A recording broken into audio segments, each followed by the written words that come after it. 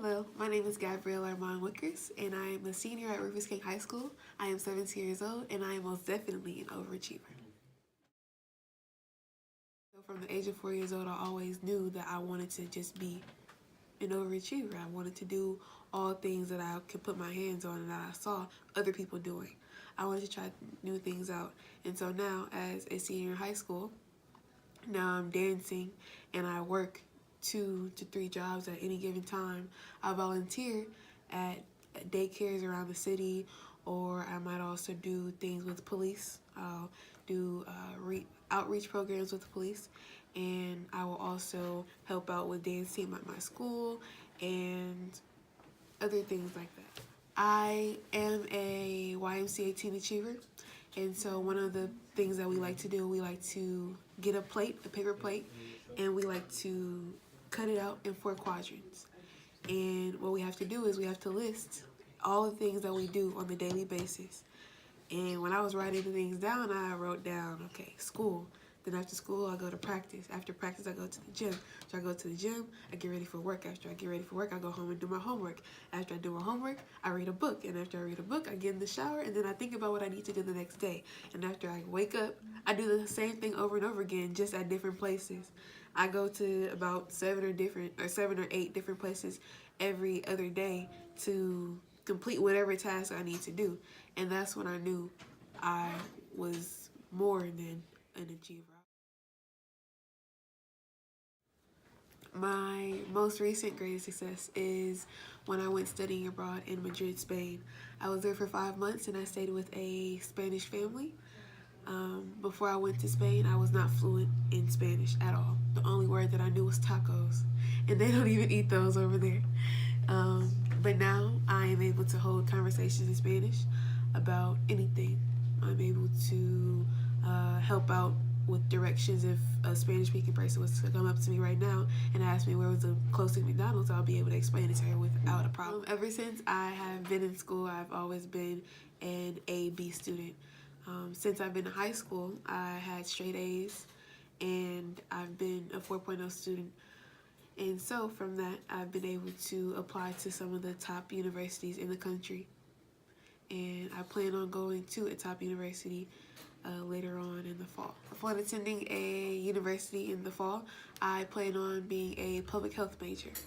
The reason behind that is because when I was a freshman in high school, we were in my health class and we were shown the movie And So the Band Played On. The band played on.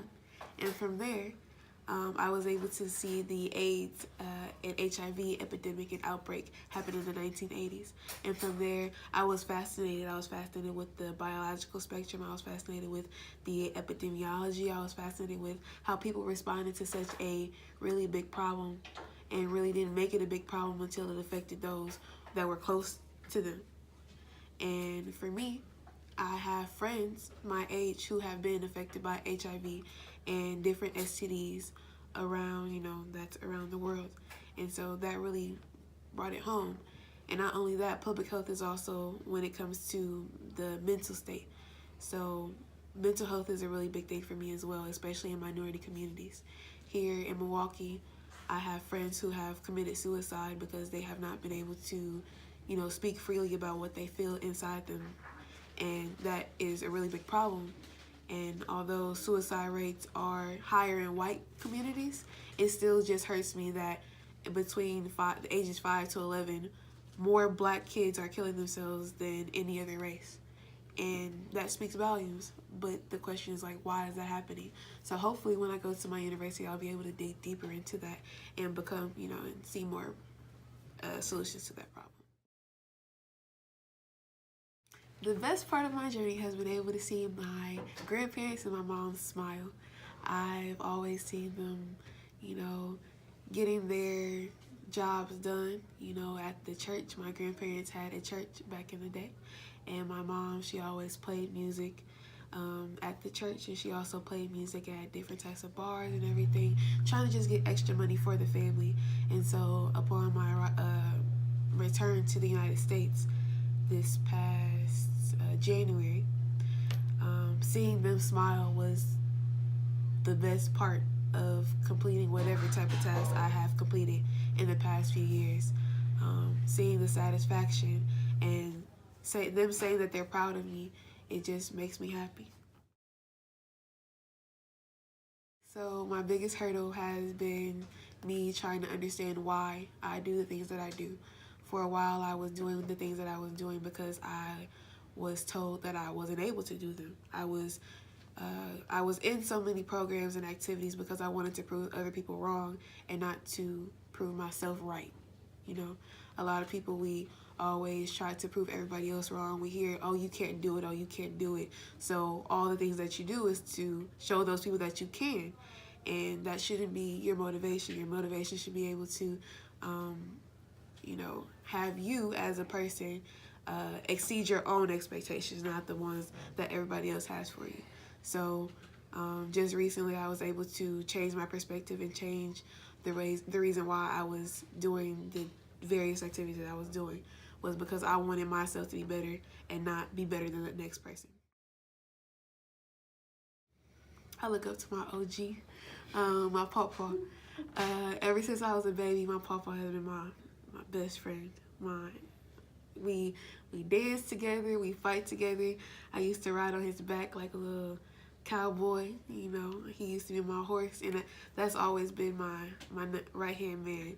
The year that I was born, my papa fell off a 40-foot roof, and so that was a really big part of, or a really big event for my family. A lot of people were thinking that my papa wasn't going to make it. They thought that he was just about to die on the spot.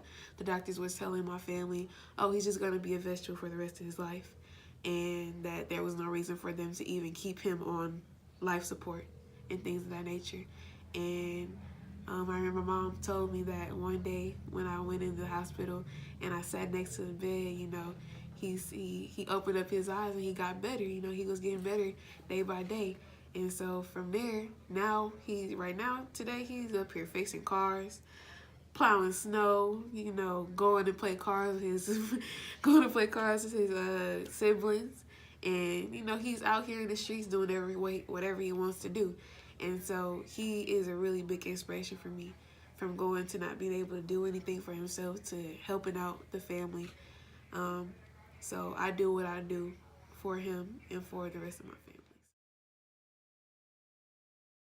In the future, I don't really see myself in a specific place. I just see myself completing a set of goals. So I will want to have started an organization to help minorities with whatever circumstances that they're in, whether it be with mental health or physical health, or just trying to change their economic status. I want to be able to help them with whatever degree I do obtain in the next 4 or 5 years. And with that, I would also like to be able to start working in the White House with public health reform, trying to get healthcare more accessible to people in, you know, less than communities, to get more medical attention here in the minority communities, like in Milwaukee or in Detroit, or the top, you know, worst cities in the United States. I want to be able to change that in some way. And also I want to come back to Milwaukee and help out, because in Milwaukee we don't really have those people who have came back and gave back to the community. We have those that we know, like, oh, you know, so-and-so is from Milwaukee and now he's living out in LA and he has a multi-million-dollar company, but why isn't he coming back? You might be giving your money, but we need to see your face too.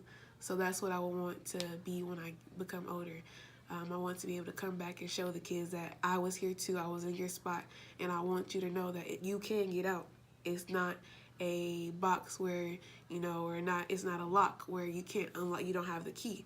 Everyone has the keys. Are you willing to take it out your pocket and unlock it, you know? So